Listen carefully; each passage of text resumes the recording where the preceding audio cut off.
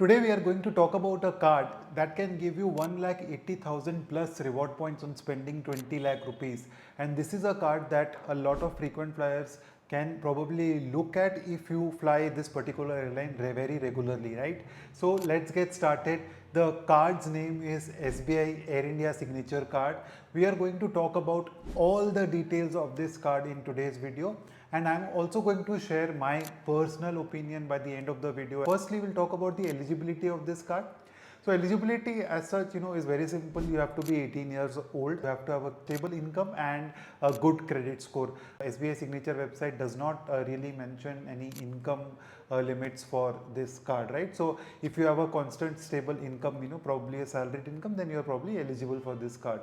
Next up is the fees on this card. The joining fees is 4,999 rupees plus GST, and the renewal fee is also same. On joining you will get 20,000 points as a sign up bonus, and every year on renewal you will get 5,000 points as a sign up bonus.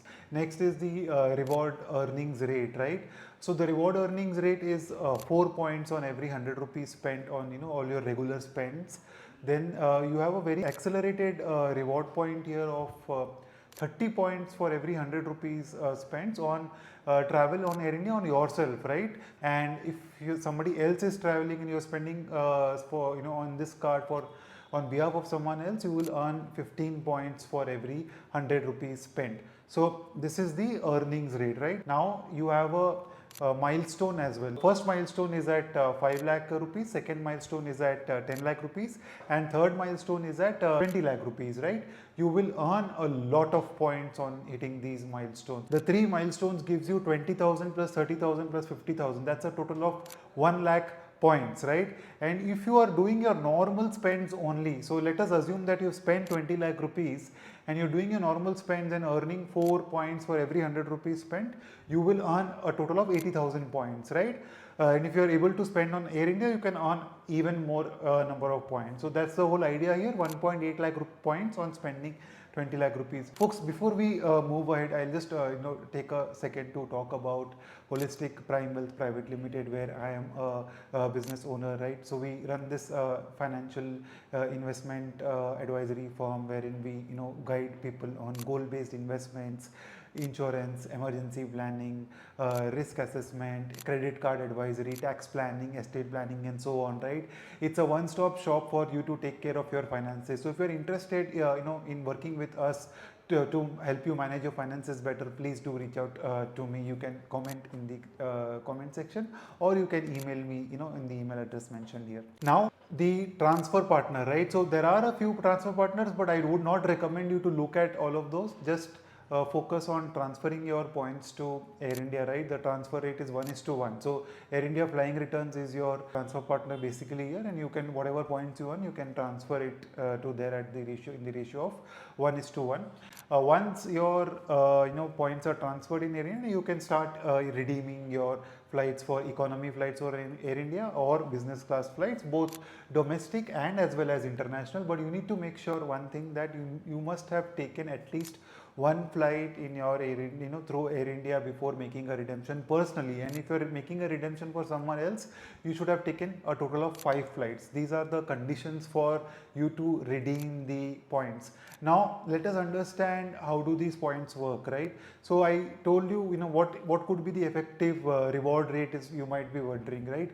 So a ballpark calculation is giving me an effective reward rate of more than 4% on hitting the 20 lakh rupees milestone.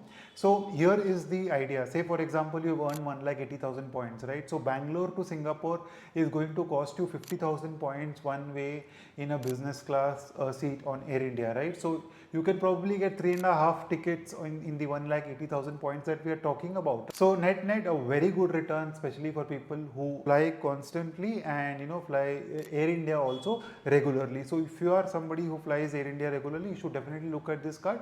But you might be wondering that the spend requirement is high.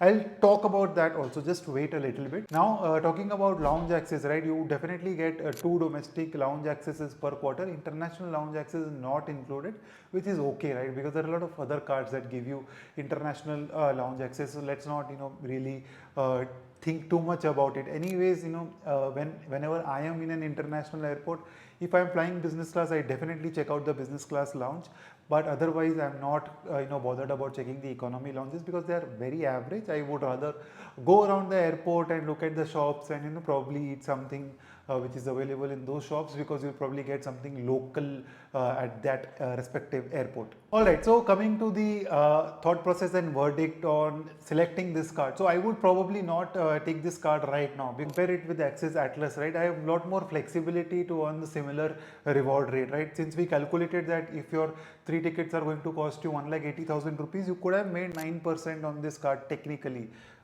Yeah, so if you, since you're making 9%, but even on Axis Atlas you can make 6-7%, right? So if I'm somebody who is spending say more than 50-60 lakh rupees on credit cards in a year, right, and I also fly very frequently, especially on Air India, I mean it's a good card even if you're flying domestically, right, because you can redeem your points for domestic flights.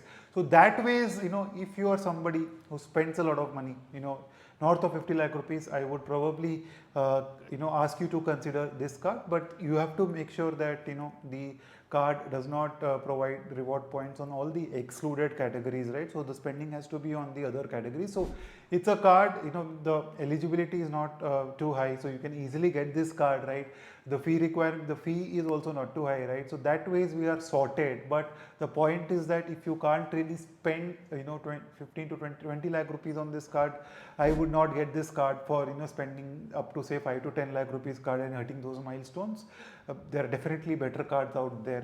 Like I said, Axis Atlas is something that I would definitely take over this card, because Axis Atlas also excludes same kind of expenses that we've spoken about, but you get a lot more flexibility in terms of selecting which your transfer partner is going to be, rather than just sticking to Air India. So that ways, I would not take this card, but once I start spending say more than 50-60 lakh rupees in a year, I'll probably definitely take a look at this. Certain things are also missing on this card. I think say for example, they could have added free tickets probably on Milestones instead of miles. They could have added free lounge access in Air India lounges, unlimited lounge access.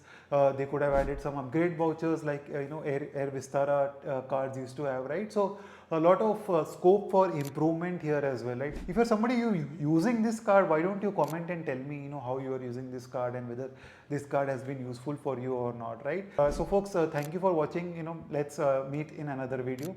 Do not forget to like, share and subscribe as usual.